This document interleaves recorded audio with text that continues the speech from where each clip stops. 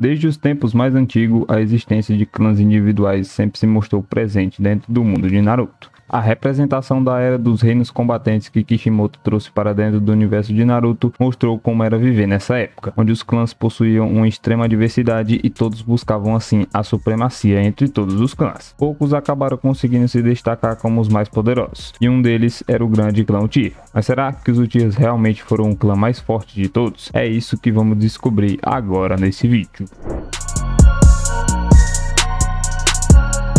E aí? Eu sou o Vinícius e sejam bem-vindos à Casa dos Otakus. Caso seja novo por aqui, já se inscreve no canal e ativa o sininho para você não perder nenhum dos vídeos novos que saem aqui toda semana. E para você que já é um ninja experiente aqui no canal, utilize a força do seu chakra e explode esse botão de like para ajudar nosso canal. Sem mais agora, bora lá pro vídeo. Como eu havia falado, o clã Uchiha se sobressaiu sobre os demais clãs durante a Era dos Reinos Combatentes. E junto a eles tinham também os seus maiores rivais, o clã Senju.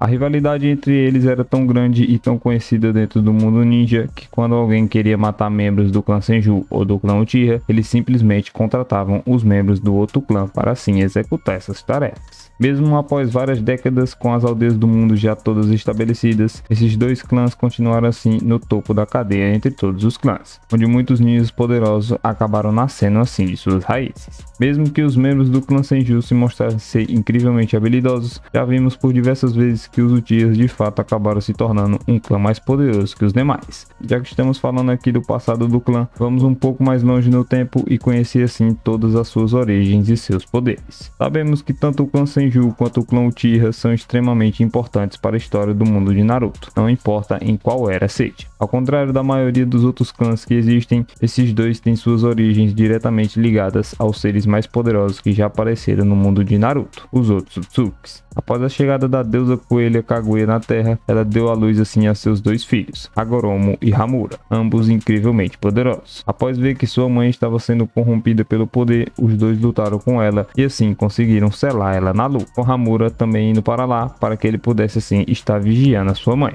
E Hagoromo acabou assim ficando na Terra e transmitindo o bem para a vida das pessoas através do seu Ninshu, onde o mesmo também teve dois filhos igual à sua mãe, que eram Indra e Ashura. E daqui que a história do clã Uchiha começa assim a se desenhar. Indra herdou todas as capacidades de jutsus e poderes oculares de seu pai, sendo considerado um gênio por todos daquela época. Já Ashura herdou todas as boas vontades que seu pai tinha e de sempre acreditar que o bem comum entre todos era sempre melhor do que aqueles que conquistavam tudo através do poder e da força. As habilidades de Ashura não estavam nem perto das habilidades que o Indra possuía, e ele precisava assim de muito mais esforço e tempo para executar tarefas que eram bastante simples para o seu irmão. Próximo à morte de Hagoromo, ele deveria sim escolher quem de seus filhos deveria herdar seu posto e assim se tornar o líder do movimento Ninshu. Hagoromo passou muito tempo observando as atitudes dos seus dois filhos e assim acabou escolhendo Ashura, quando todos ali na verdade acabavam acreditando que ele escolheria o Indra por conta dele ser o mais forte e habilidoso entre os dois. Mas esses atributos assim não eram o que Hagoromo buscava naquele que seria assim o seu herdeiro. Essa sua escolha acabou revoltando Indra, que jurou vingança contra seu irmão,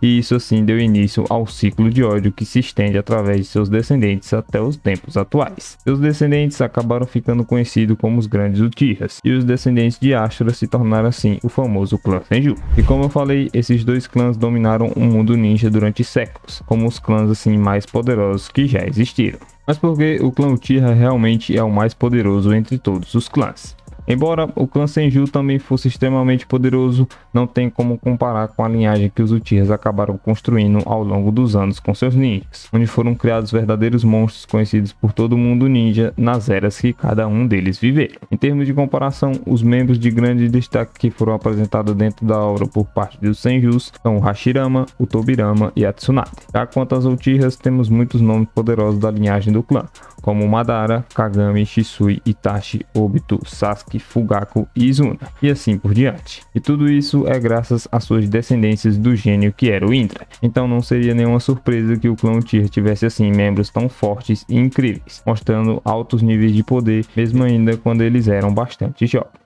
Além de todos esses atributos, eles ainda tinham o poder mais roubado criado por Kishimoto dentro da obra, o Sharingan. Simplesmente não tem explicações sobre as capacidades que esse olho possui. É disparado assim a habilidade mais roubada de toda a obra. Embora os Senjus também tivessem sim sua grande vitalidade e seu bom domínio sobre todas as habilidades ninjas, eles não tinham aquele toque especial que os Uchihas acabavam possuindo. Mesmo que Hashirama seja o Senju mais forte conhecido, que nem mesmo Madara foi capaz de vencê-lo, passando para os próximos descendentes conhecidos, a coisa começa a ficar feia. Claro, Tobirama e Tsunade são grandes ninjas, mas em comparação aos outros Uchihas, acaba dando até um pouco de dó, concordam? Agora sim, voltando para aquele Genkai mais roubado da obra, fora todos os poderes que o Sharingan fornecia para seu portador, ele ainda tinha dois grandes jutsus proibidos, conhecidos como Izanami e Izanagi. É pouca coisa o que esses Uchihas conseguem fazer assim com essas habilidades. Com o Izanagi, o usuário é capaz de controlar e manipular a realidade da forma que ele achar melhor. Já com o Izanami, o usuário se torna assim capaz de decidir o destino daqueles que estão em sua volta. Claro que para poderes assim dessas proporções, que são capazes até mesmo de mudar a realidade, existem grandes perdas. O Uchiha que usar qualquer uma dessas habilidades perderá assim a sua visão e seu olho será fechado para sempre. Agora lembra daquela vingança que o Indro jurou que teria para o seu irmão Ashura? O resultado dela é que ela acabou se tornando muito importante para muitos dos membros do clã Uchiha, que acabaram assim desenvolvendo grandes níveis de poder. Então,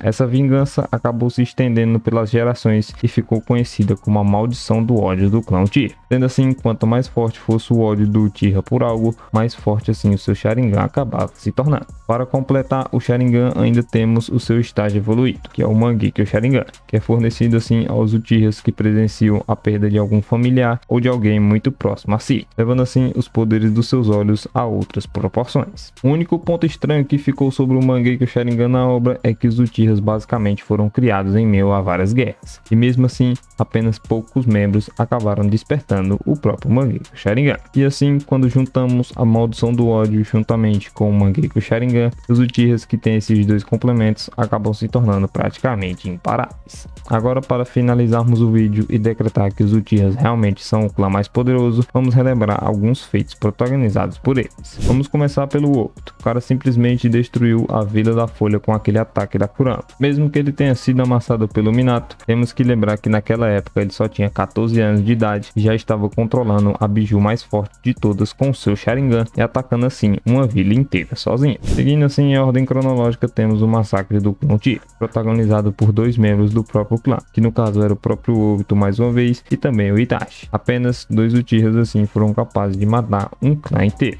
Após esse acontecimento, Obito mais uma vez que já estava se passando por Madara, então começou seu plano em busca da sua vingança através da sua maldição do ódio, e começou assim a sua manipulação da Akatsuki, que ficou conhecida como o grupo terrorista mais perigoso do mundo ninja. Após a derrota da Akatsuki por completa, Obito declarou assim guerra contra o mundo ninja. Antes disso, ele quase ia morrendo se não fosse assim graças ao seu poder roubado, o Izanagi.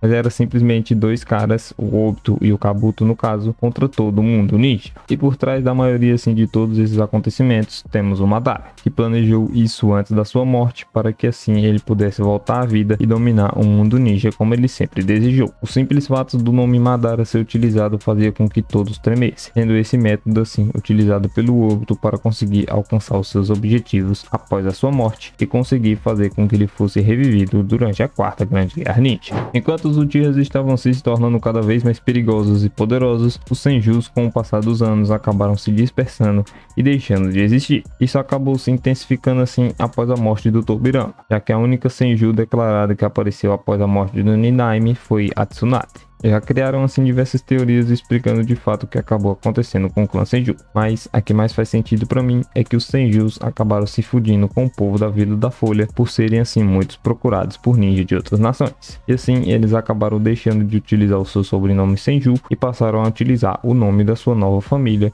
como meio de fazer assim com que o clã acabasse desaparecendo.